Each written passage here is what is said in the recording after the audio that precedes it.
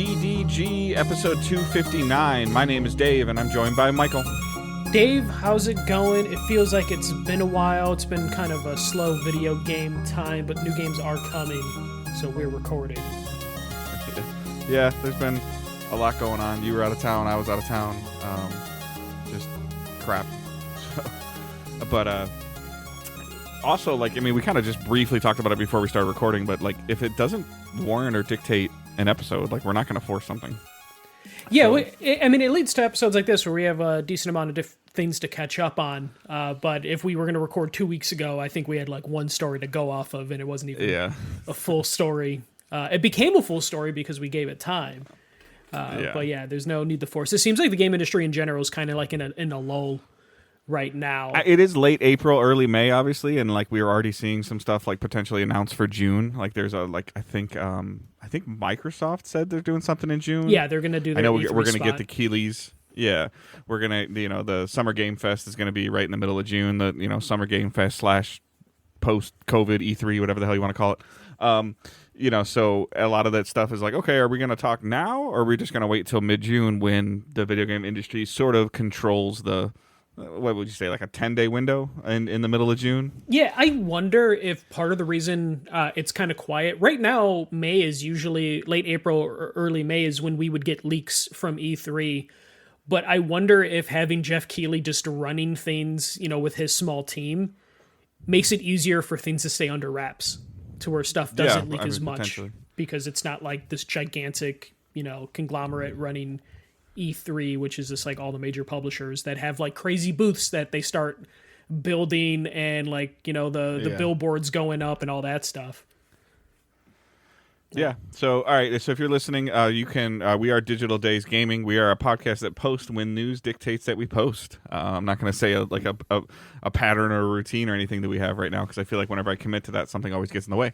So you can watch us on Twitch, twitch.tv/Digital Days Gaming, where you can link your Amazon accounts and your Twitch accounts, and you can get something called Prime Gaming. You get a bunch of cool perks, as well as you can subscribe to a content creator of your choice. If you want to use that on us, that's helpful. It helps pay the bills a little bit, offset some stuff.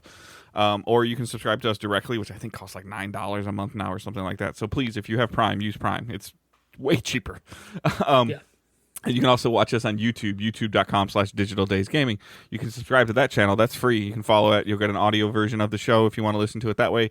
After the show posts, you can look at replays, past live streams, and watch the show whenever you want after we record, or you can watch us live on YouTube. So we do YouTube and Twitch at the exact same time, and then we post to pretty much every viable podcast service that I'm aware of. If for some reason you are listening to this and you had to find it on a different service and it's not one we use, join our Discord, which is linked in the show notes, and post in there, and I'm sure it'll be something either Michael, myself, or Angela will fix if there's a service that we don't know about. Leave us a review if you can. I know it's been a little bit of hit and miss with our schedule and stuff and with the way search engines work, but if for some reason you found the show, please consider joining the Discord. Tell us how you found the show. Tell us what you like. Tell us what you don't like. Join the community and just have interesting conversations when there's stuff to conversate about. And with that, everything else is linked in the show notes to direct you to the website, direct you to Discord, Facebook, social medias, all that fun stuff. And we're going to jump into a decent amount of news stories, actually. Yeah, the first news story just hit today, kind of just done casually on Twitter, as companies do. Call of Duty will be skipping last gen officially this year. So they basically just tweeted out that there is no PS4 version and Xbox One, though I think they haven't done an Xbox One version in forever. But basically Call of Duty will not be coming to the PS4 this year. This is the first time in 12 years since the PS4 launched that there will not be a Call of Duty game. Obviously, this is good news for a lot of people that have felt that the old hardware was holding the games back, though Call of Duty has plenty of other problems, but this is at least just one thing that they won't have to worry about, and it's just time moving forward. I honestly had to Google to see if Black Ops 7 even came out for the PS4 last year, and apparently it did.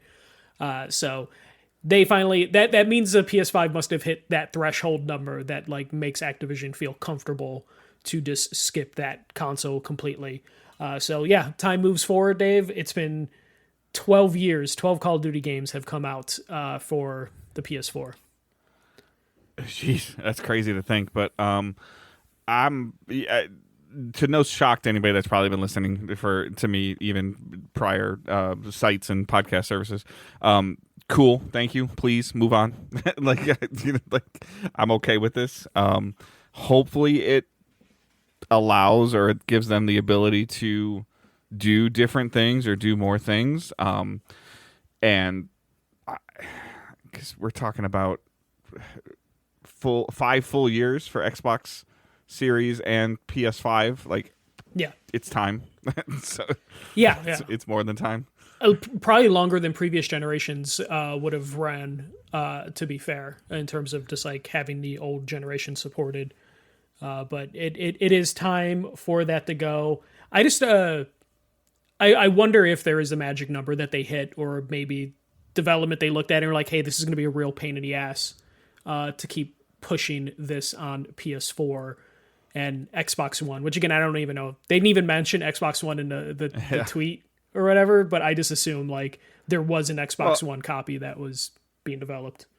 Yeah, I think it's just one of those things where they, especially Microsoft during the Xbox One to Series transition, kind of just started calling them Xbox. Like, and there was plenty of stuff that was like, yeah, it's just gonna work. Like an Xbox game works on Xbox. Like, so I feel like that they just kind of just dumped everything into one SKU, and then if you put it in a stronger system, allegedly it just did its own thing, similar to like what the PS5 Pro does and the PS4 Pro did. You didn't have to buy a Pro version of a PS4 game; it just did it. So I feel like that this is a similar situation where, at least on the back end, like whenever Xbox consoles read an Xbox Series or Xbox One disc, it just figures out which one it is and goes. Yeah, and then on PlayStation it was a little bit more complicated because it'll just kind of, give you options if the options were available, and then you can end up playing the wrong version of the game. I wonder what this means for Warzone, because Warzone technically still is on last-gen consoles. I don't know what Warzone even is health-wise as a game, but I Isn't imagine... there a second version of it, though, too? It's its own version, as far as I know. Yeah, I know, but I thought that they did like Warzone 2 or something. I don't. They might have, but either way, like it's still playable on the previous gens. I wonder if they'll kind of move away from that as well, or just relaunch it, to something new. What do you think the ratio of? Let's just use. Let's use 20 million copies. I know it's more than that or whatever. I don't know how many it is, but like let's just say, just for sake of this conversation, like it sells 20 million units on all platforms. What percentage of it do you think is physical versus digital? For Call of Duty? I would imagine... Specifically Call of Duty. I would imagine we're probably teetering to like 70% digital, maybe more. Okay. Like if you told me it's like 80%, I wouldn't be like completely shocked for digital. Okay. Yeah. I agree. I would feel like it'd be on the higher end of the majority, because I also feel like the couple times that I've messed with Call of Duty or tried to, I mean, Game Pass or whatever, but even on PlayStation, I don't really feel like you actually like download Black Ops 7 or Black Ops. You just download Call of Duty, and then it starts to dump in these other. It's almost kind of like launching into like the Epic platform for Fortnite.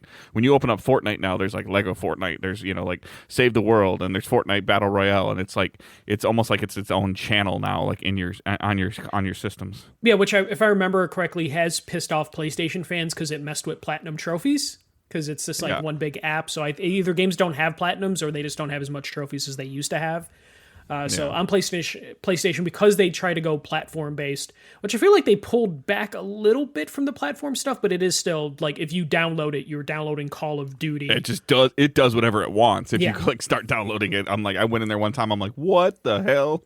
Yeah, I think last time I checked into Call of Duty was 2 or 3 years ago. I forget which one it was, but I remember I had to stop it because it was downloading the previous 2 Call of Duties on my console, and I was just very confused because I owned them and they were uninstalled, but they were getting reinstalled via that platform, because I guess it just read my account and was like, oh, you have access to all these games. We're gonna suck your whole hard drive down. Yeah, just destroy that 825 gigs or whatever it is on the PS5. Time moving forward, we'll talk a little bit more about like time moving forward on this next story. So I was out of town because I went to Final Fantasy XIV Fan Fest with my wife and our friends. So Square Enix announced the new expansion for Final Fantasy XIV called Evercold. It's coming in January 2027. They introduced the trailer, showed a bunch of mechanics, quality of life changes. This is the first time I've gone to like a video game specific convention. So literally, it was just like it was where PSX was held in Anaheim. Okay. I think you went to an Anaheim PSX, right? San Francisco's. San Francisco, okay. But I would imagine they had pretty big setup or similar setup where there was like just like one half of the hall was like a conference room, and then the other half of the or a conference like a theater setting, and then the other half was demos. Yep. This was mostly the main attraction was like concerts at night, and then they just had like dev live letters throughout the day where they would just have the devs sitting at the table and being like, hey, here are the quality of life changes. People would scream and cry over the most random like quality of life stuff. But during one of the first announcements, or like after they announced the expansion and then talked about platforms, they basically said the PS4 has 2 to 3 years left on it. They said they're going to be able to get the expansion out for PS4, but they said they are out of memory and they can't work to get more memory out of PlayStation or out of the PS4. So they said, you're good for, I think this patch is going to be 8.0 for the expansion. They're like, you're going to be good for 8.1, but you're not going to be good for 8.2, 8.3, which is going to be 2 to 3 years down the line. So they said, save up and buy a PS5 by then. So again, time moves forward. The PS4 version would have been nice for them to maybe say this before the price increases, but I'm kidding, because I don't think they knew the pricing. Maybe they did, but I mean, they probably already dictated their time frame of like. Which is why the dev just said like, save up now for a PS5, because it was like shit. I like the.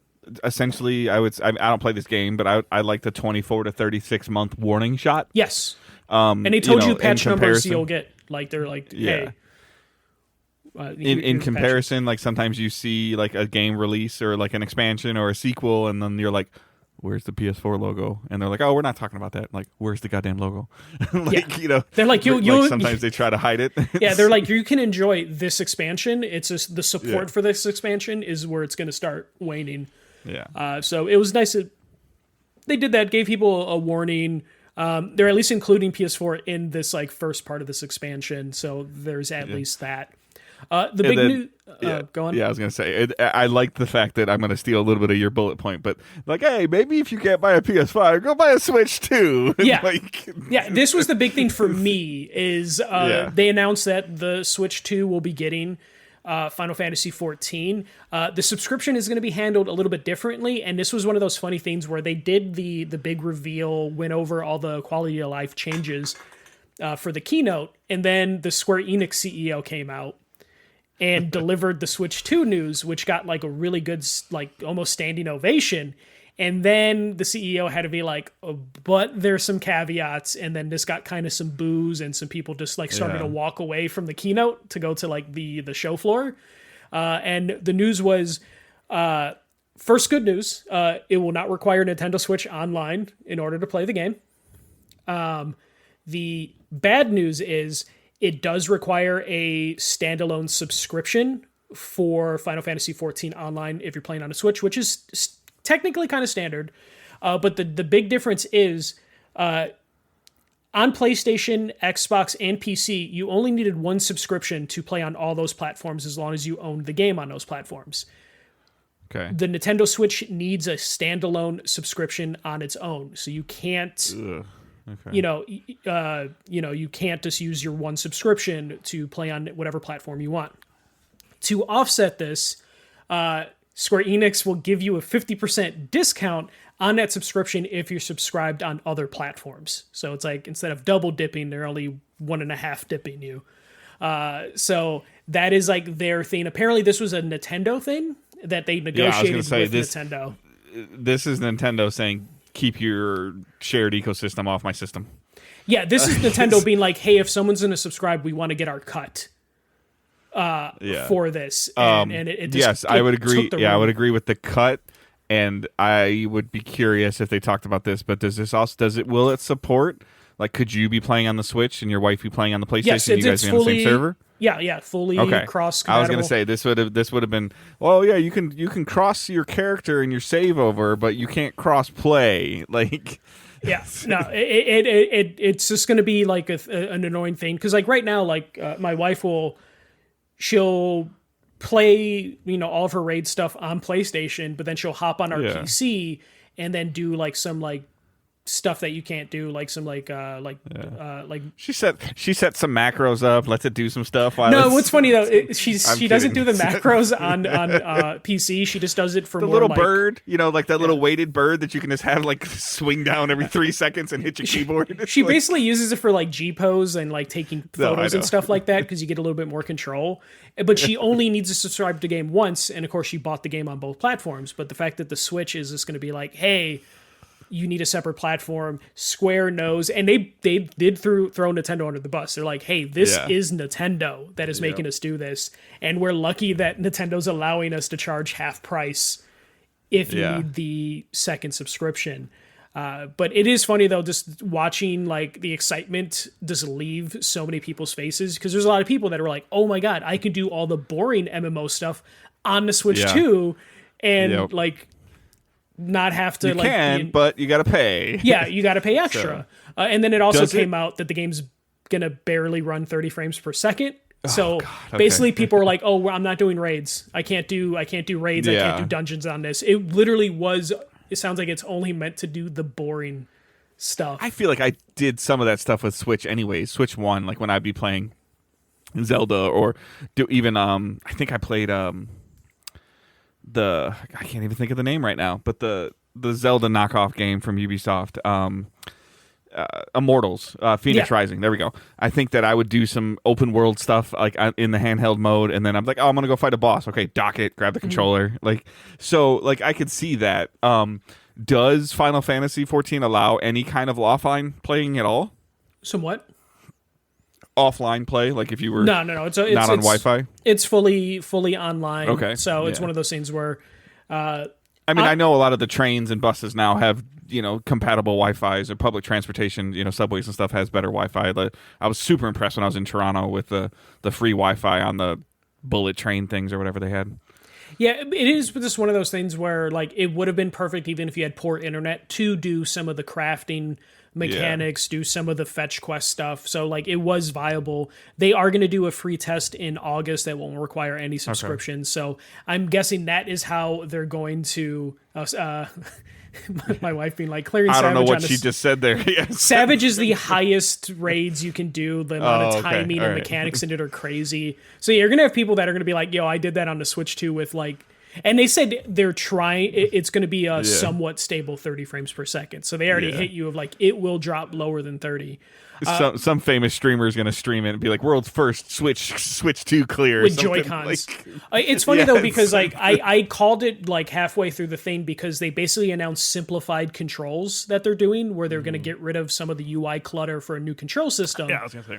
And I was like, oh, this is either for the Switch 2 or this is for like the ROG and like Yeah. the Steam Deck. That was going to be like my recommendation. Like she's saying in chat, she's like, "I was looking forward to laying on the couch." I'm like, the ROG exists. we Like, were it's- already kind of looking at it, but the only problem Yeah. we had is the UI is just too cluttered. But now with this new Yeah. system in place, it's going to cut down on the UI like by a third. Yeah. So like it is going to be more accessible. I on, like, I don't those I don't play PCs. it mine enough, but I'm super impressed with my ROG. Like every time I like I got to use this thing more. I'm like super impressed with it. So Yeah, no, it sounds like it's moving in the right direction. Final Fantasy XIV. The Switch 2 was just kind of a letdown. The expansion does look cool. A lot of Yeah. quality of life stuff. I don't know if it's ever going to pull me back into that game. right. But honestly, the Switch 2 would have been something I would have considered. Like, oh, I can Yeah. catch up on some stuff. But I tried separate it for a subscription. couple hours, I think, and I couldn't. I really tried. I think I don't know if I really tried, but I did try. yeah, you know what?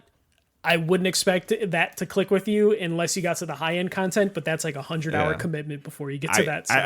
I've done stuff like that. I just don't know how much more of that I have in me anymore. So Yeah. Well, no, I would imagine like you would have gotten into raids and dungeons, but again, it would have been a 100-hour commitment before you got to actually Yeah. do the ones you wanted, and you just don't have that time. Yeah. But yeah, that was Final Fantasy XIV. So again, expansion comes out in January. Switch 2 version comes out this summer with some tests in August for that. Okay. And he also announced like cross data center, party finder stuff. So definitely like they're making the right moves for like a player base that is probably shrinking at a consistent rate because it's been out for 10 years to where they're like kind of expanding the different data shrinking centers. or plateauing, minimum plateauing. Yeah. And finding different ways to like, kind of keep staying afloat. Not that the game's struggling or anything like that, but it's been around 10 years. All right, the next thing was funny. This happened last week. PlayStation explains its new 30-day DRM. So there's a bunch of terms of services with the recent update for the PS5 and PS4 that caused a lot of controversy, and PlayStation did the thing where they probably didn't get in front of it fast enough. But basically, people found out that in order to maintain ownership of digitally purchased games, you do need to check in. Originally, people found this out and messed with like their time clock, and it made it seem like you needed to check in every 30 days in order to maintain ownership of your games. PlayStation came out probably like 3 or 4 days later and basically said like, no, it is a one-time check-in that you need to do in order to maintain ownership of your games. So it basically sounds like you purchase a game on PS4 and PS5, and this applies to anything purchased as of like April 30th, I think. To where if you purchase a digital game and then you go offline, if you do not check in within 15 or 30 days, you just lose access to that license until the next time you pop up online. PlayStation did clarify you only have to do this once, so you don't have to do this every 30 days. Basically just means like you buy a game, make sure it checks in on a 15th or 30th day in order to maintain ownership after that point. And again, this is applying to all new purchases as far as I can tell. But yeah, digital future, very scary. Ownership is, just, you don't actually own this stuff, but it is one of those things where there was a lot of panic online. And then when PlayStation actually explained it, it was like, okay, this isn't too bad. I mean, you're buying the game digitally, which means you do have an internet connection. Right. And you do get the ownership back, even if you were offline, for that first 30 days. But as soon as you check so are you saying you good. just have to essentially like restore your licenses like it makes you do every once in a while when it freaks out? Yes. Or PS5 freaks out less than PS4. Yeah. But, or you lose power and it just lost its connect. It didn't, it was, okay. And it's once within the first 30 days. After that, you're good. So, but ideally, if you're buying a digital game, you're playing it at least once in the first 30 days of buying it. I mean, typically, unless you forgot that you pre-ordered something. Okay, like, sure. Yeah, they probably could have handled it a little better PR optic wise, maybe do a blog post that kind of like talks about like real world scenarios. I always hate when companies like try to talk above you. Mm-hmm. So I was seeing a little bit of this and I was kind of like, I didn't want to dig too much into it. I'm like, let me see what Michael says on this, before I started like, because it was popping up on some of my YouTube feeds and stuff. And I was like, what they were saying. I'm like, no, that can't be like. Yeah, well, that like you said, that's a problem though, where old PlayStation before the system updated or anything like that would tell you on the PlayStation blog. I forget what the guy's name was, but there was like two people. There was like a woman and a guy. Sid Schumann, yeah. No. Before that, it was like Eric Lampert or something like that, and I forgot what the woman's name was. But they would do a PlayStation blog thing. It was like in the Rubenstein era, and they would do a thing, be like, "Hey, tomorrow we're running this update," or "Hey, terms of services have updated." I think her name was Chen. It's bothering me now. Yeah. But they would let you know beforehand, and now it just seems like stuff just happens, and then you get the internet, you get Reddit, you get YouTubers that just freak the fuck out, and then I already saw like petition.org stuff pop up within the first like couple hours of like a YouTuber discovering this and then messing with their fucking console time to change this. It just brought back a lot of stuff, to where the PS3 has what they call the CMOS bomb, where if your CMOS battery dies on your PS3, you're fucked. You just lose access to all of your games. Yeah, Bakasan on our chat said he freaked out.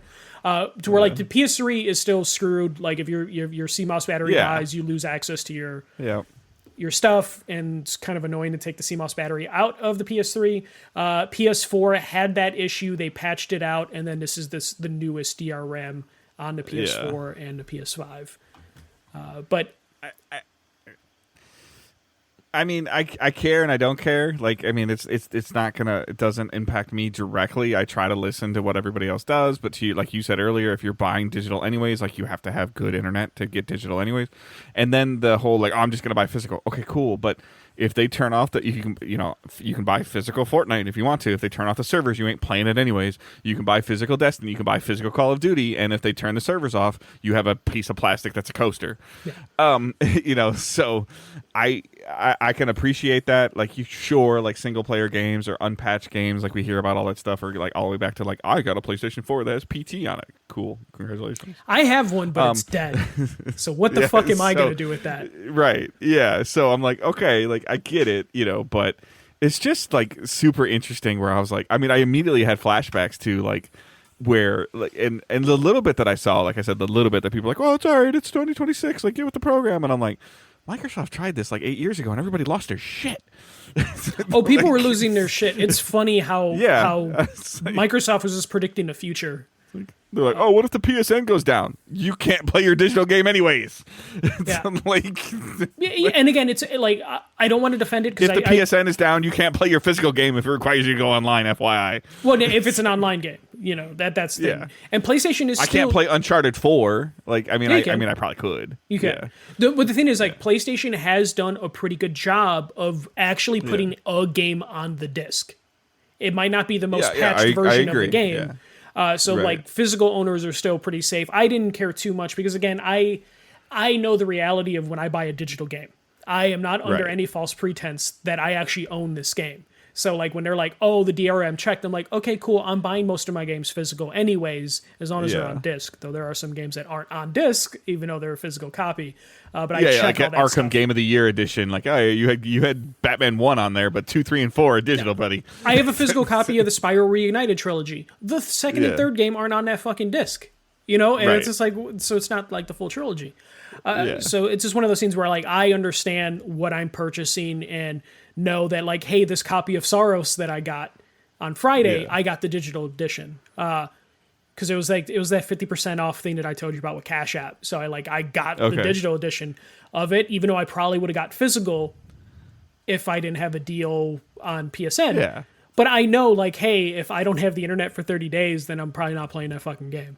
And it didn't freak me I didn't freak out too hard about. But you're not gonna. But in that situation, if you don't have the internet for 30 days, okay, so it's a single player game. Okay, so. I get what you're saying. So like, now I'm following you better. So you buy this game on April 1st, and you don't pay. I'm not saying you, but you don't pay your internet bill. So your internet bill gets turned off April 2nd.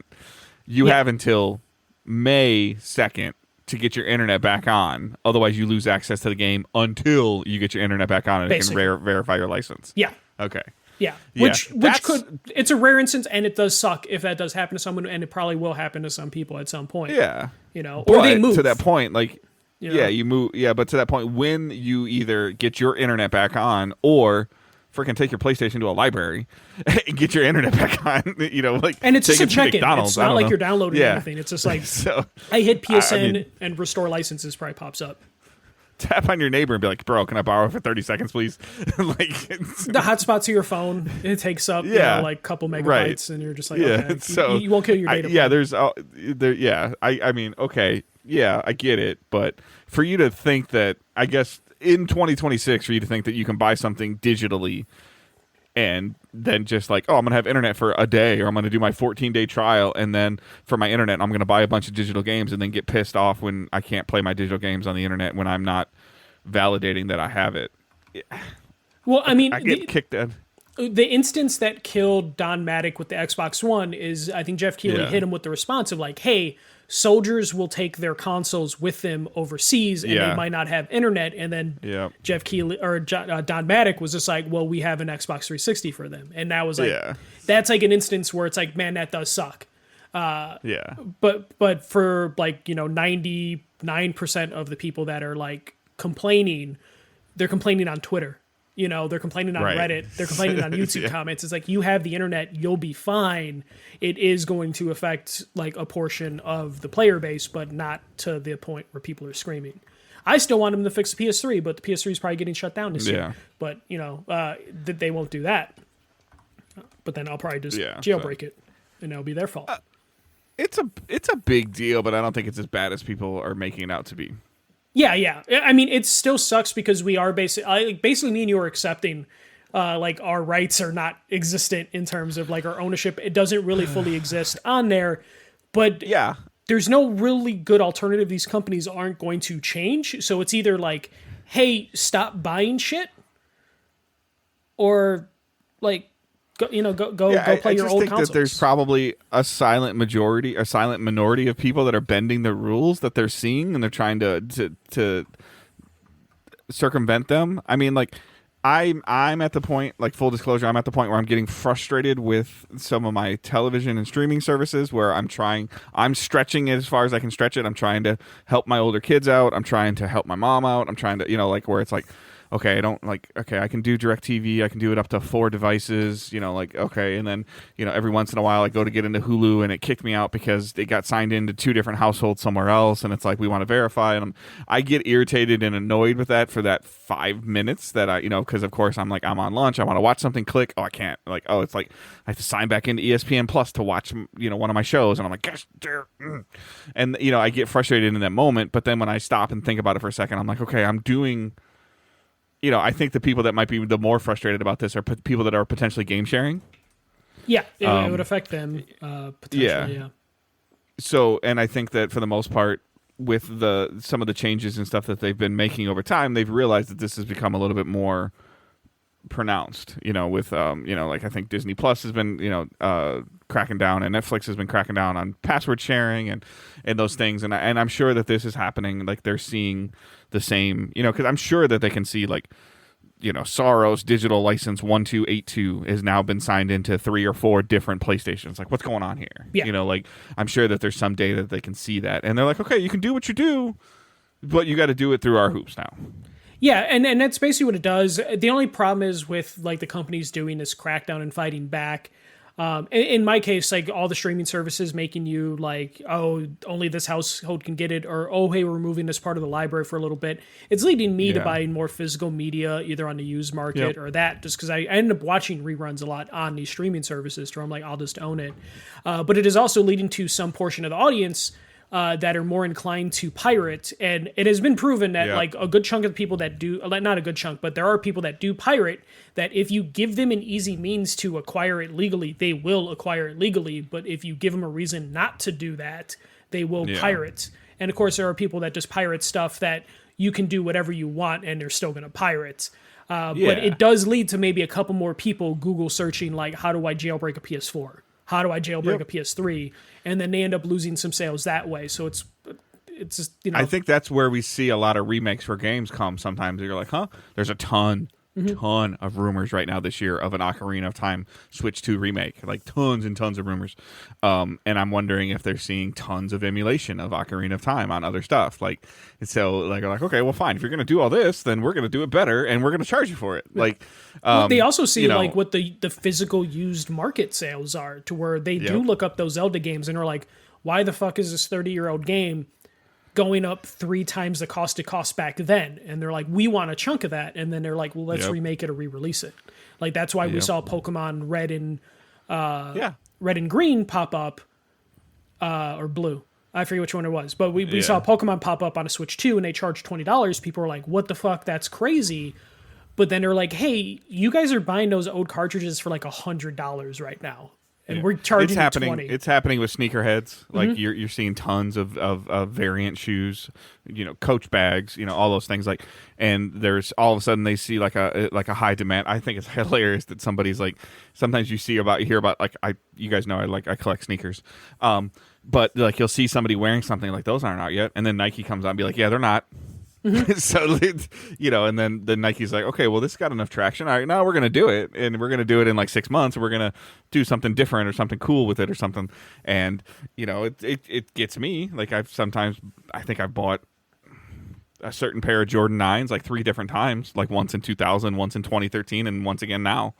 So Yeah. they get beat up, they get worn, you know. Like, You wear your sneakers? Crazy. I do, yeah.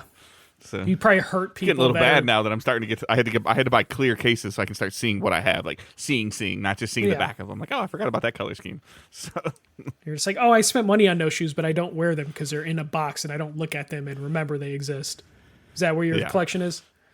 no, it's going. I take all my. I take a. Well, I'm still working on it, but I've been taking a bunch of them out of the original shoe boxes and putting them in like clear stacking boxes so I can see them. No, but I'm saying, is your collection getting so big to where you're like, oh, I forgot I had those because it's just in a box that like you I don't see. forget what I have, but I don't do a good enough job of trying to intentionally wear something. Okay. That's all. So it hasn't gotten to the crazy level yet. All right. Next story. Shuhei Yoshida confirms he was fired by Jim Ryan. So while speaking at Alt Games Festival, former president of Worldwide Studios at PlayStation said that he was fired by Jim Ryan. The statements were made while Shuhei was apparently upbeat, jovial, when he said the following. He said, I helped Santa Monica to make God of War, Naughty Dog to make Uncharted and The Last of Us, Sucker Punch to make Ghost of Tsushima. Ghost of Tsushima was one of the last games that I worked on as president of Worldwide Studios, but in 2019, after 11 years of leading first-party development, I was fired from that role. Jim Ryan wanted to remove me from first party because I didn't listen to him. He asked me to do ridiculous things, and I said no. Shuhei had previously kind of said something similar to this back last year, where he said he was basically forced to move from first-party Worldwide Studios to the indie side of PlayStation because he was resisting the live game service push that Herman Hulst currently has found himself in, basically saying that if he was in Herman Hulst's position, he would have fought back a little bit more against live service stuff. Basically saying it isn't Herman's idea to do live service. Herman Hulst is just being put into a position where he has to agree to live service stuff. This kind of set like the PlayStation community ablaze when this was revealed, like I want to say 2 weeks ago. There is a portion of the audience said that he was very upbeat, like happy when he was saying this. So there, some people they're like, oh, he might have been kind of joking, but the fact that he's been basically like leaving little bits of his reason of leaving over the last like year or so seems like this is likely very true. But Dave, I feel like we had arguments with other people about like how PlayStation is currently going, and I would say that we were pretty damn near right on a good chunk of this stuff. But yeah, if I had to guess, talking about stuff that I've learned about through some of the sports market and some radio stations closing and people like losing their jobs and stuff like that, like media wise, and I would think that like PlayStation would kind of fall into the similar umbrella. If I really had to guess right now, Shuhei Yoshida's non-compete contract is expiring. yes, or has, Or his or his NDA is expiring, or is now becoming null and void. Especially for him to speak, like because I believe since you put this in quotes, this is a quote that he said. Yes. So this is not somebody like thinking or subtexting what he said. no translation here. This was like actual. Yeah. Yeah, so I think that some things are expiring. So like we're looking at potentially a 5-year, 6-year window of where they thought, like sometimes that lets cooler heads prevail. Like as they've had time to think about things, we're like, yeah, well, my time wasn't great leaving, but I respect everything that everybody did there. Blah blah blah blah blah. Obviously, it's still affecting Shuhei, and I think it doesn't hurt that Jim Ryan's not there. So for him to, because now. I also don't think Jim Ryan will come out and dispute any of this either, because I think he's kind of just walked in it. To be fair, he's probably underneath a tighter NDA and a longer one. So I guess immediately what popped in my head, though, is we genuinely think that Herman Hulst is Dead Man Walking, right? I feel like he is just there to clean up the messes that Yep. not necessarily he created, but the messes he oversaw that Jim Ryan. Do you think there's like, I'm just gonna throw like a crazy hypothetical thing out there, but do you think that there's somebody on Sony's board or in power at Sony that's gonna be like, once like some of this dust and crap cleans up, where Hulse does, cleans up whatever Ryan did or Ryan told him to do, blah blah blah blah blah, where they have a potential of like, where they go, somebody high powerful in Sony's above PlayStation's board, like takes Shuhei and Layden out to lunch and says, okay, what would it take? Like, do you feel like that there's a point in time where they're gonna be like, what role do you want? Like, we need to kind of go back to where we were in like 2017, 2016. Not all the way back, but like we need to like to where like they would like the Sony PlayStation fans would lose their shit if Layden walked onto a stage, or Jack, if Jack came back. No, so like I honestly wouldn't be surprised if that's the case. So first off, I imagine Shuhei didn't say anything why Jim Ryan was CEO out of respect to PlayStation, because he's like, this was his family, and as soon as Jim Ryan had been let go, fired, retired, whatever you want to say, that was Shuhei being like, so now I'm not disrespecting PlayStation if I talk some shit. I'm disrespecting Jim Ryan, and I wouldn't be surprised if someone at PlayStation said like, hey, you can talk shit about Jim, just don't talk shit about us. And then he's like, cool, that's where my beef lies. Because from, people we've talked to, like, I talked to some people at PlayStation back in the last E3, the last two E3s. Yeah. I talked to people there in different studios and stuff like that, and you heard stuff as well.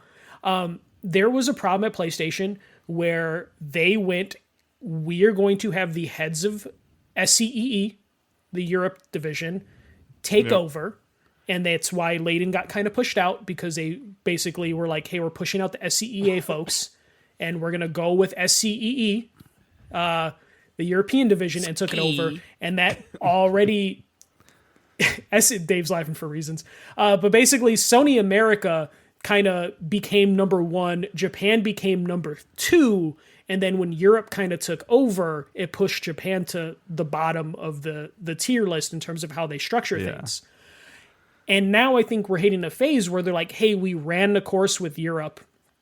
It didn't work out, so we either might return to SCEA times, or we're just going to go back to being more Japanese focused, which is why the current CEO is one of the people at Sony, at PlayStation in Japan, because they're like, hey, the Europe thing worked. We were really successful with it, but we either need to go back to the America time, or we need to go back to the Japanese time.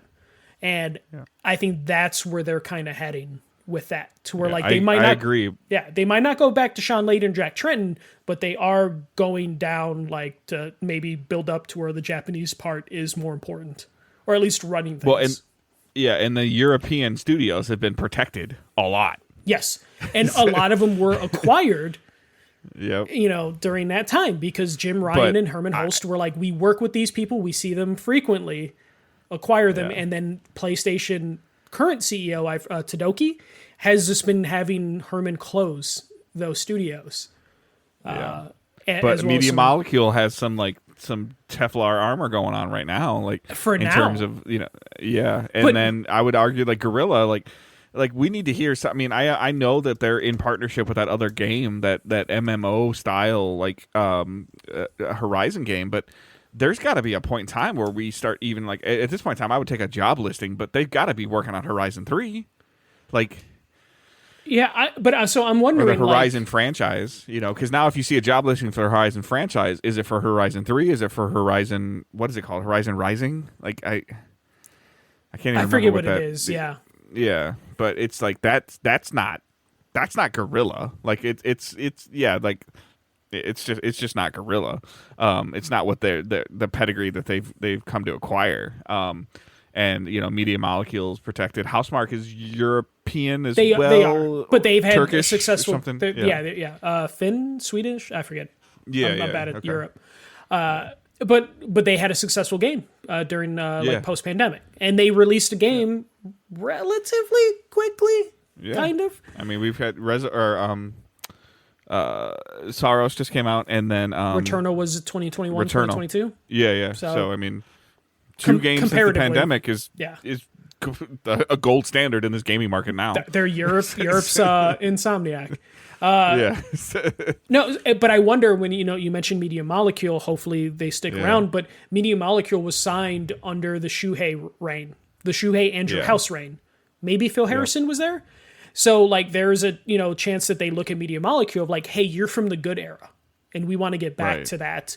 We'll give you another shot. The last two CEO or the last CEO didn't really care about you. Yeah. It's kind of what we've talked about. We hope, though, that Phil Spencer was doing with Activision, or Phil Spencer was doing, or Xbox, I guess now, was doing with Activision or doing with Bethesda.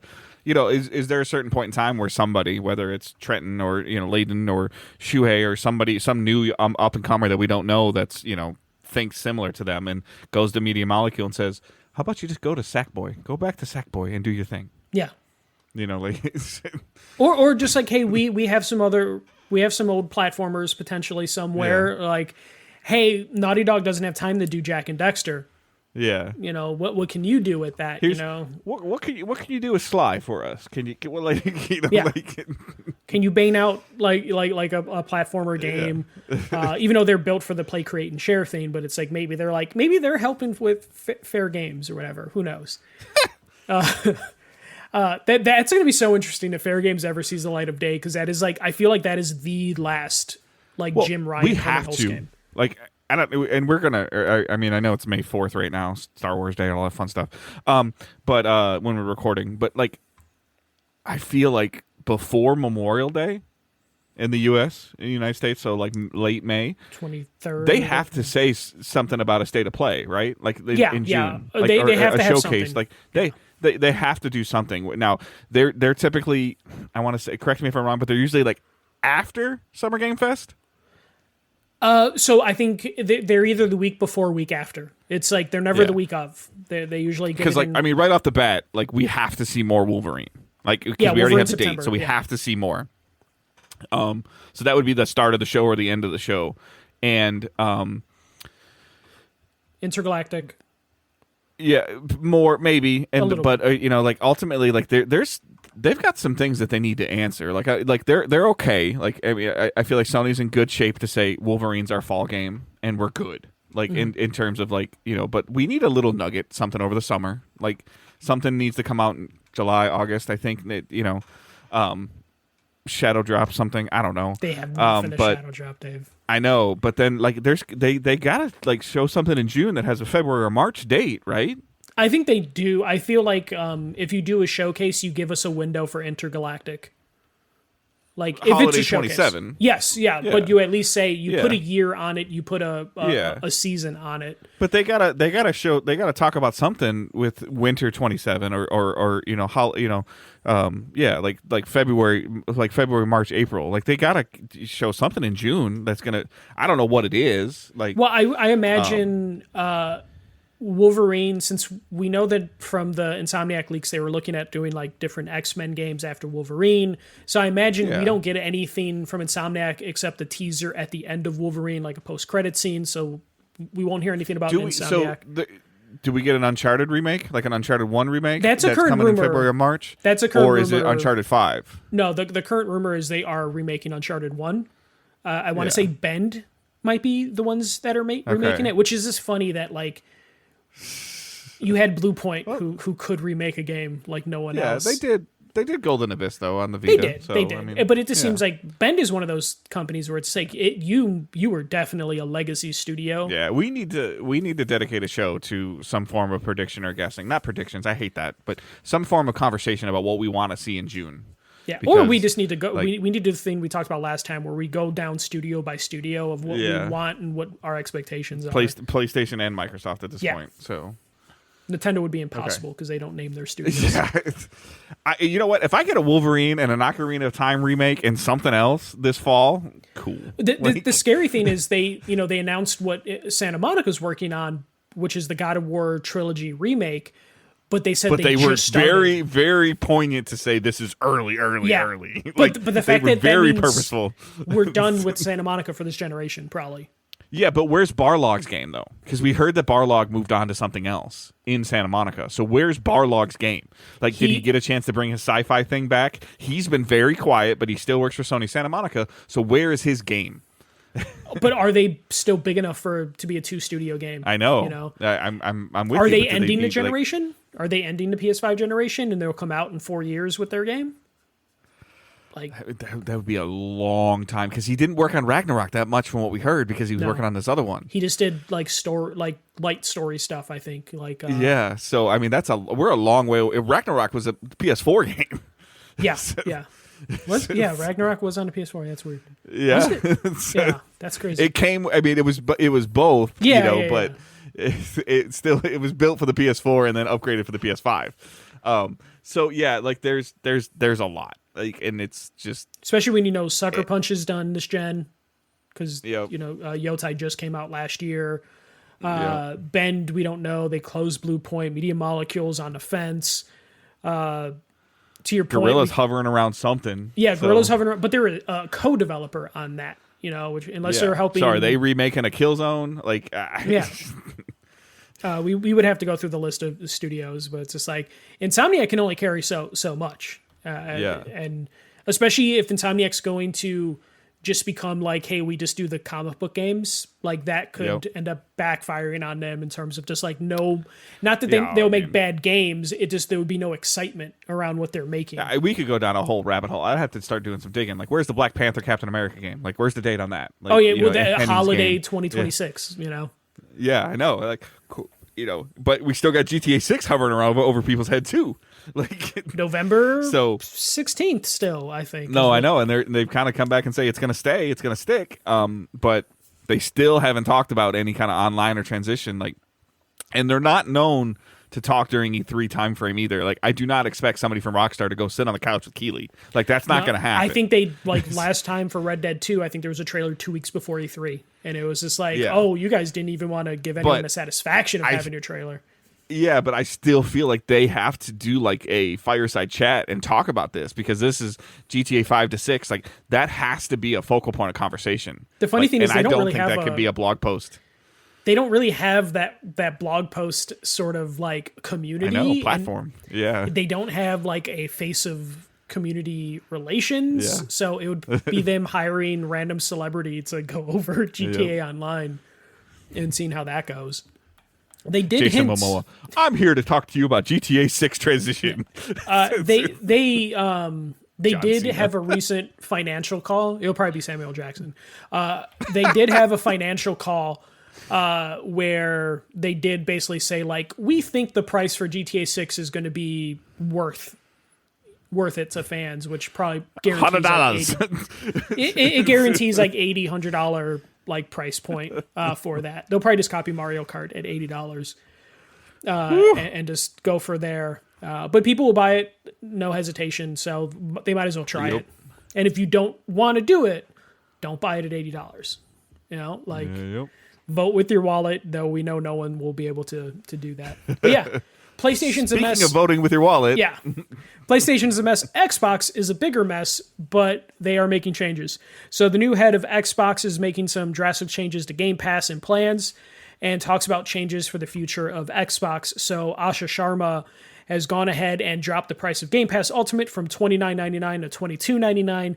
PC Game Pass is now $13.99 instead of $16.49. This feels like a true, what is the lowest amount we can drop this without burdening ourselves, because $22.99 and $13.99 are not like sexy numbers. You know, usually they want like rounder numbers, very specific numbers that like look nice on like a gift card. $9.99, $19.99. Yeah. But instead it's $22.99 and $13.99. But those are big drops. You know, those are significant drops for Game Pass. Asha Sharma on her like first day basically said like Game Pass is too expensive and it's kind of getting away from what it became. To compensate for these changes, they also announced Call of Duty will be removed from a day one release on Game Pass after the previous Call of Duty or Call of Duties proved to not increase the subscriber numbers enough. So it looks like Call of Duty wasn't pulling people in. Call of Duty still sold well-ish, though the last one didn't sell greatly.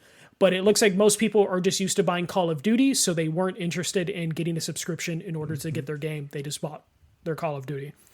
So Call of Duty will no longer be day one on any Game Pass subscription tier. They did not rule out more changes coming to Game Pass. So they are going to probably be looking for different ways to either tighten things up, get rid of some of the tier stuff, and just figure things out from there. As for the future of Xbox, the Asha Sharma has said multiple times that she is going to look at exclusivity and see if it's worth releasing all their games on multiple platforms, or if they want to go back to just having games be exclusive. It seems like they are determined to push Xbox as a brand again, whether it's standalone consoles or just their platforms in general. During a recent financial call, the year-on-year decline across all facets, hardware, software, and subscriptions was down anywhere from like -5 to like negative 18% on some instances. And that's year over year of a previous year where they were down percentages already. So hardware, software, subscriptions, Xbox is losing struggling. on top of losing is not good. Yes. Continuing to lose on top of losses is never good, which shows you why Xbox was looking to make a change and get rid of the people they got rid of. But Dave, Game Pass subscription dropping, I think that's a win for most people. I don't know if it's enough to get me back, but... Yeah. Well, I think that they would get you back if there's enough enticing platform or games on the platform for you to play. That's the easiest way to get somebody to get somebody to resubscribe. I'm not shocked that I said it was a coin flip. I feel like a long time ago when this purchase happened. We know, the data shows us that there's a ton of people that buy NBA 2K and Call of Duty, or buy Madden and Call of Duty, or buy NCAA and Call of Duty, and that's their gaming. Like, that's what they do, and that's totally fine. They buy consoles, they buy games, and they move on. Now those players are starting to get to the similar age of me, where they're getting into their mid-40s, and life is changing. Like the time and where things are coming from, and what's stretching your wallet, or maybe their kids are getting older and their kids are teenagers and they're taking up more of the time. Like, as like those things are changing, and like to your point, like we've been talking about, we're not seeing a huge, I haven't seen like metric data, but we're not seeing a huge influx of quote unquote new gamers, they are playing Call of Duty, they're playing Fortnite, they're playing Roblox, they're playing Minecraft, they're playing, those things are changing a little bit, and eventually we saw the Call of Duty decline, and you can go back, and I'm sure there was a game, we saw the Halo decline, and it kind of stopped. I'm not saying Halo is on par with Call of Duty, but maybe at one point in time it was. So to see this and to try to make sure you can continue and maintain, I think is cool. Evaluating exclusivity when your system is called a Helix, your new alleged system is called a Helix, and merging PC and consoles together, like, I think your toothpaste is too far out of the tube and you're not going to be able to put it back. So I don't know, we've talked about this for years, they're in that rough place. Like, if we get a new Fallout, like, it has to be on PlayStation, right? Unless they want to take the gambit, like they want to, like, this also brought in a lot of the Pete Hines stuff, where I don't know if we talked about the last episode, but Pete Hines did an interview too, where it seems like his NDA is out, and he basically talked about being pissed the fuck off about like pitching exclusivity and then having Microsoft go opposite direction, or pitching not being exclusive and then Xbox going the opposite direction of just him not having control of it. I don't know what the answer is going to be for Fallout, because I just don't know where the state of Xbox is going to be when the time comes. Yeah, I'm just using Fallout as an example. You can insert game name anywhere, No, but in general, it's kind of hard to tell where they want to be and where they are right now. Because if you do want to rebuild into a physical console platform, you will need to take a shot and be like, fuck it, you can only play Elder Scrolls 6 on this platform. Right. Or the next Diablo. Like... Yeah. I mean, Elder Scrolls 6 is the next thing up from Bethesda, technically. You're right. I'm sorry. So, it would be like, hey, if you do really, you will piss people off, but at a certain point, I mean, it sounds bad. I mean, sports teams do this all the time. You take advantage of your fans. Like, you're like, hey... You release Elder Scrolls 6, and it's PC or Xbox only. And there's the crowd that's not. I'm not a PC gamer. I play games on my couch, and I'm not judging anybody when I say that. I'm just using it as an example. And they're an Elder Scrolls fan. They're not going to be happy about it, but they're gonna get the Xbox. Yeah, you basically do loyalty tests to your fan base of just like, hey, do you really care about us? And then most of the fans will probably be like, yeah. we saw it happen when Call of Duty 4 or when they switched in the Xbox 360 to Xbox One and PS3 to PS4 thing, when Sony went up there and put the Activision logo up there and put the Call of Duty 7-day early access, whatever the hell it was, on PlayStation, and as much as people are going to roll their eyes, and they put Bungie's logo and said PlayStation, like, those were the platforms that people were like, well, damn, I guess I got to buy a PlayStation because I want to play Bungie's next game, and I want Call of Duty I want the 6-hour early access, and it showed that it worked. So yes, like Elder Scrolls 6, Fallout, whatever, Diablo, whatever, like if it's going to not be on PlayStation, then you need to go buy an Xbox. Yeah, and I think one thing that I think we've definitely have done this too, where maybe we take two into account, or people take two into account, like, or overblow when they do see Forza Horizon pop up as number one on PlayStation for a month, or Indiana Jones popping up as number one for a month. If your Xbox, if it's only popping up for a month, is it really worth it if it just drops off the top 10 chart after that 30 days are up? To port the game over, even if it is one of your bigger games, to where like they could be like, you know what, it actually isn't worth the extra couple 100,000 sales that we're going to make. I would rather, they would be like, I'd rather sell 10,000 more consoles than 100,000 more units of a game. Because at least they're in the ecosystem. And I think when it comes to exclusivity... I mean, we know software equals hardware sales. Software is what makes hardware sales. We know that. Like, that's proven. Ask Nintendo. Every hardware generation, like, and the ratio is not going to be 1-to-1, like no, but they would probably be willing. Fantastic ratio is like 1-to-8, like that's an amazing ratio. Yeah, like I think they said Mario Kart was like a 1-and-8, and that was like absurd. Everybody else, I think, like I feel like somebody's told me before 1-for-27 is like you're dominating or something like that. Yeah, and they would rather take the hit in the software if that means they can get some people on the console.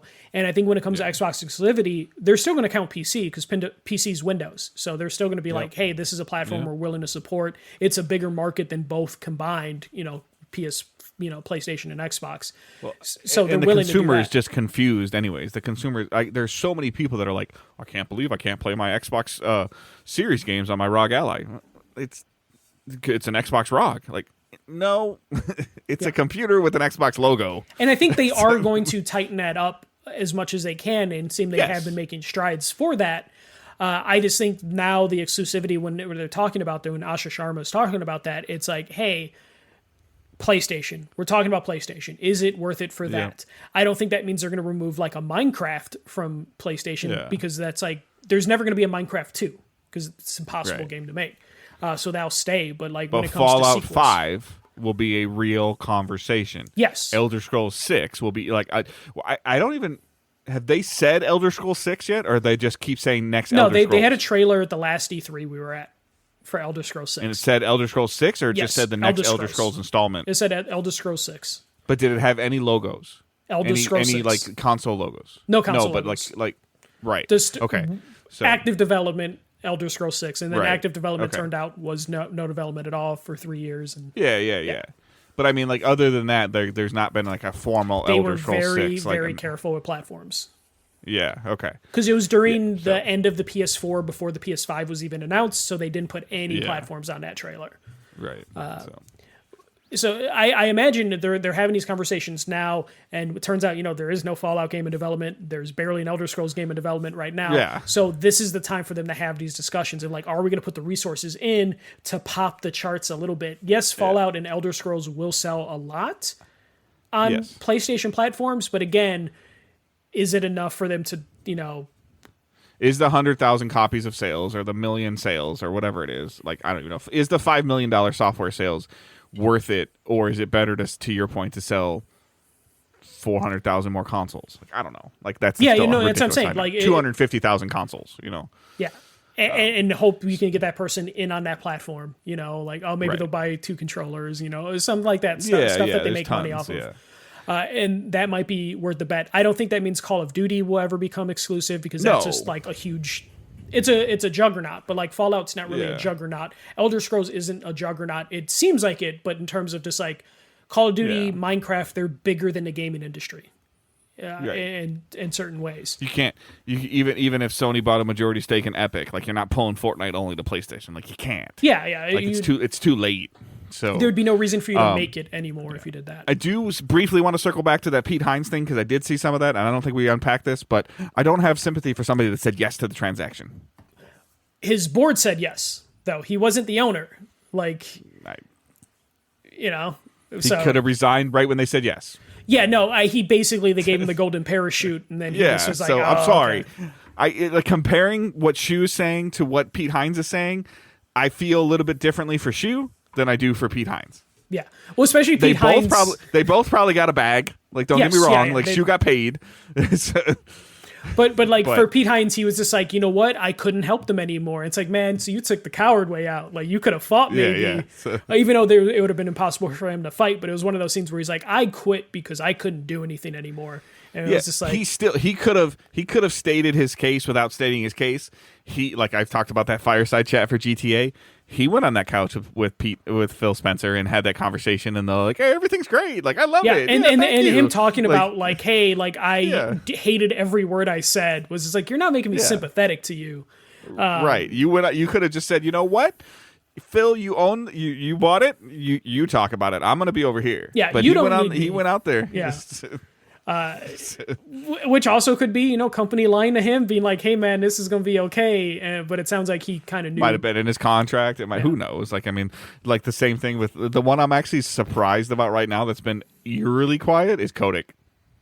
Oh, I mean, he's on the Epstein list and stuff, so he's got other shit that he's worried about. I'm removing that from the equation. Yeah, I get it, but I'm just saying, like, in terms of like the stuff that we've learned about Kotick and listening to like Jason Schreier's book and like and all that stuff, like it's like that's the guy like that I would love. He's made so much money, he will never say anything. And he probably doesn't want his name ever in the news. Like, I want a Pete Hines book more like the Kotick book. I feel like I'd feel dirty after reading. But I want the Pete Hines book. I want the Shuhei book, especially Shuhei. If you remember, Dave, like we've met him, we talked to him for a little bit. Super nice guy, but I also heard stories about him being a real fucking hard ass to work with in situations which I could never picture. Because he was what so do you mean nice. It doesn't jump? Fix it, damn it. Yeah, just him like apparently like getting like very stern with people, but also just only we met him and he knew who we were, but it was definitely like you guys are PR or you guys are news people, so I'm gonna be super nice. I'm gonna shake your hand and kiss the baby and move on with your life, and I'm gonna go scold my staff member. I'll be right back. But like, I want a Shu book because he's been revealing himself over the last like year or so of just like things weren't great. Yeah, like, if he has a very good relationship with the Kind of Funny team, I would love for them to say, "Hey, we're gonna talk to Shuhei Yoshida for 4 hours." Like, they did 2 hours like 2 years ago, but it was still under that like I can't say everything, but they need to bring him back. I think he did Colin Moriarty's thing, maybe told a little bit more, but I really can't listen to Colin too. I don't know if it would ever happen, but a perfect situation for me would be Moriarty and Miller to interview him for 4 hours. Like, and I don't care if you simulcast it or whatever the hell you do, put it on like 2020 or 60 minutes for all I care at this matter. Like, I just need I need both someone PR trained and someone who's a little bit more abrasive to then throw Jimmy Kimmel in there, let him be the mediator. I don't know at this point, but like I don't know who would the perfect person to interview Shu or any of the people that left. But I definitely need some. No, actually, he doesn't have enough. He doesn't have enough TV presence. But Jason Schreier would be ideal. But he doesn't have enough TV presence. So yeah, or and Austin Walker, Patrick Klepek, one of those guys, someone who's like kind of serious. Can Jason Schreier behind the curtain and controlling a AI version of somebody else talking Jeff to Keighley? Shu? So Jeff. Yes. It's a shame. Jeff Keighley used to be able to do like Jason Schreier's so bad in front of a camera. He's an amazing writer, but he is so bad in front of the camera. His podcasts aren't terrible though. But he's not really. He's in front of the camera like I'm in front of the camera right now. But I'm talking about him sitting on a couch. Like, or like he's just. But yeah, no. There's so many things that I want to hear. from a lot of these people. Like I can't wait to hear if Phil Spencer still technically works for Microsoft in some form, so we probably will never hear from him. But I want Sarah Bond. I feel like he's gonna show up at some podcast high as a kite in like 3 years. Like he already doesn't do that. Like, yeah, no, but I'm just saying, like, when he's gonna like forget or something like that, or he's gonna have some calendar reminder that tells him July 20th, 2031. I can go ham. Yeah. Or something like that. No, but I want like Sarah Bond sounds like she had a very nasty falling out in terms of like finding out she wasn't going to be the next CEO. So I would love to hear her interview, but she's also young enough that she will probably get big enough jobs elsewhere. Oh, she's going to get her at this point in time. Like next year, she's going to be like head of her own studio. Like she's going to get Haven 2.0 or something like that. She was at a high enough level of Xbox. I see her working for like another big company outside of gaming. You know, kind of like how like go work for Spirit Airlines. Oh wait, sorry. Yeah, did Reggie Fils-Aimé come from like Domino's or something like that? You know, like I could see her like jumping and being like head of Target or something. But yeah, no, there's so many people I need to know, and I feel like we're starting to get people reveal a little bit more information.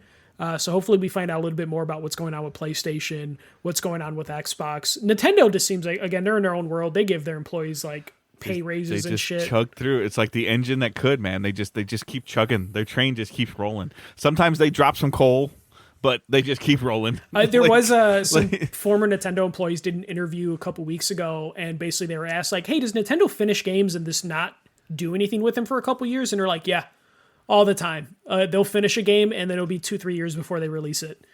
And it's like... Which means, like, as an example, if that Ocarina of Time's coming this holiday, it's probably done. It was done in like 2022, and they're like, just wait. No, and apparently that's what they do, where they'll be like, yeah, it's getting kind of dry this summer. What do we do? And then they look in their bag and they're like, oh, we could drop this. It's done. It's like that when you used to go to the dentist office as a kid and you open up that little treasure chest. Like, there's just like something random. Oh, I still like the spider that looks as a ring that slides on your finger. I'll take that one today. Yeah, just a little giveaway thing. But yeah, no, it just seems like Nintendo just has things down to where it's like, and that's why sometimes their games are like, man, this game feels old. It's like because they finished it 2-3 years ago. But you get that somebody gives you that ice cream in that plastic container you have to eat with the wood wood tongue dispenser. You're like, what? And then you eat the ice cream like, damn, that ice cream is good. Yeah, basically. You get the gumball and you're like, this is stale. It's like, okay. Yeah, no, but that's Nintendo. But yeah, that's all the news I have. I was gonna put GameStop's trying to buy eBay, and the CEO had one of the worst fucking interviews I've ever seen on TV today. I can't wait to see that go down. I hope eBay does not do it because they will be out of business so fast. I mean, I don't even know. Is eBay still like a? I mean, I don't know.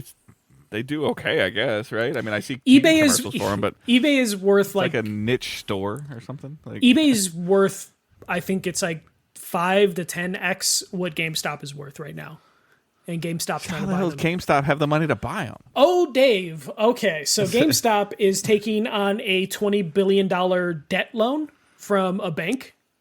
Okay, that banker needs to be fired. They are.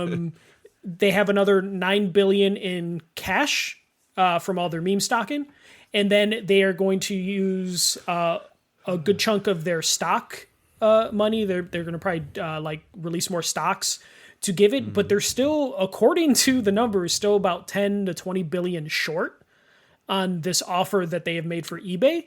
Okay. Dave, if you have time today after this podcast, look up the interview the GameStop CEO did this morning where he tried to look coolish, with a stupid fucking leather jacket and just refused to answer questions about, because they were just asking him like, hey, where's the money coming from? And then he was like, I don't understand the question. They're like, where is the money coming from? And he was just like, I don't understand the question. Check our website. There is a GameStop in the complex where my store is, and I swear it's open like 11 to 5. What?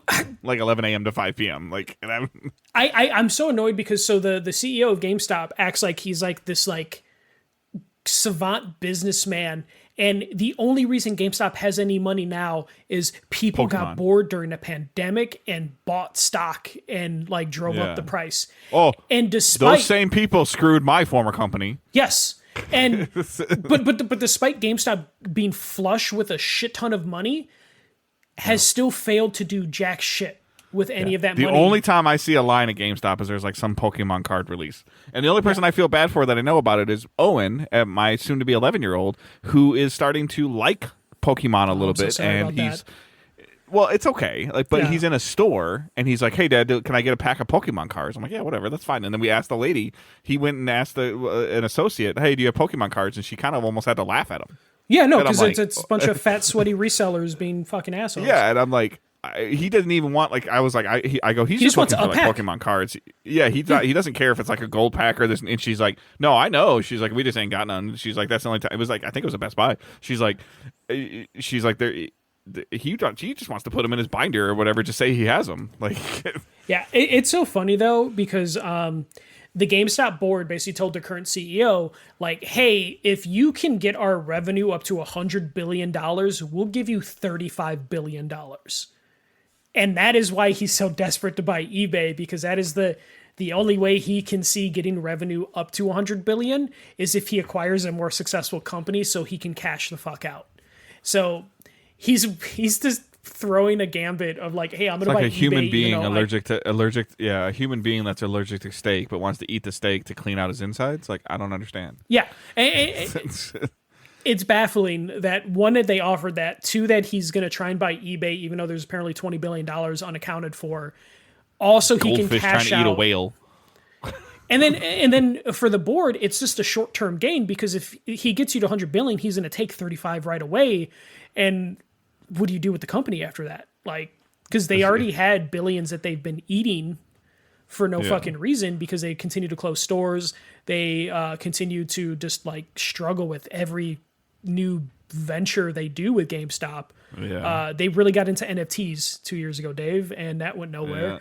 And it's just baffling. It's stupid. This will probably be the end of GameStop, which I'm like... Yeah, but the front 2/3 of their store isn't games anymore. No, it's barely Funko Pop either, though. It's like mostly like just endless clearance of just junk.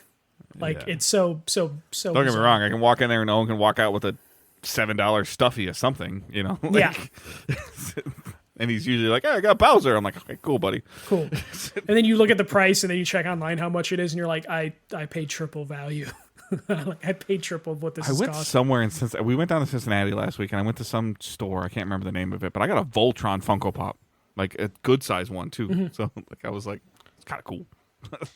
I'd never seen a Voltron Funko Pop bigger than the other. I don't care that it's Funko Pop. It's just like I thought it was just a cool looking Voltron thing. Yeah, it was like a cool looking Voltron thing, like bigger than normal Funko Pops. So like those medium size, not the huge seen, Funko Pops. Yeah. I've seen those. It was like $30 there, and I think I looked on it real quick. eBay, Target had it like 27 or 28. I'm like, okay, that's fine. I'll pay for it. Yeah, it's like the size of a 2-liter. Right? Yeah, we did get Owen pretty cool. My mom pitched in too, but we got him that Ocarina of Time Lego Zelda set. So that's like 2,500 pieces that eventually, when we clear out a spot in the living room for that, we're going to build that. Jungle Gyms. The store was called Jungle Gyms in Cincinnati. So it was a mess. Like, the store was not a mess, but it was just chaos. I'm like, my retail brain can't handle this place. I mean, that sounds like accurate for a store named Jungle Gym. So yeah. On brand, Dave. Awesome hot sauce selection and stuff. So yeah, I went to the flea market and bought random old games. I bought some Atari games, and I showed Josh Langford a picture of the Atari games I got. He was like, do you have the Atari? And I'm like, nope. And then he just responded, I've never bought games for a console I didn't own. Weird. And I'm just like, okay, fuck you, Josh. It's like, well, buy an Atari. Yeah, I was just like, no, they were in boxes, and I was like, fuck it. A box of Atari games for $12? Fuck it. I bought 3. I don't think I've ever really bought very many games for consoles that I don't own and not to play them. So they were really clean boxes of Space That's a dig at Josh. Oh, okay. Josh has so much stuff sealed. I text him every once in a while, like once a quarter. I text him and I'm like, are you trying to sell any of your PlayStation stuff? And every time he's like, no. And I know it's in his attic. Like, he just has boxes in his attic. Yeah.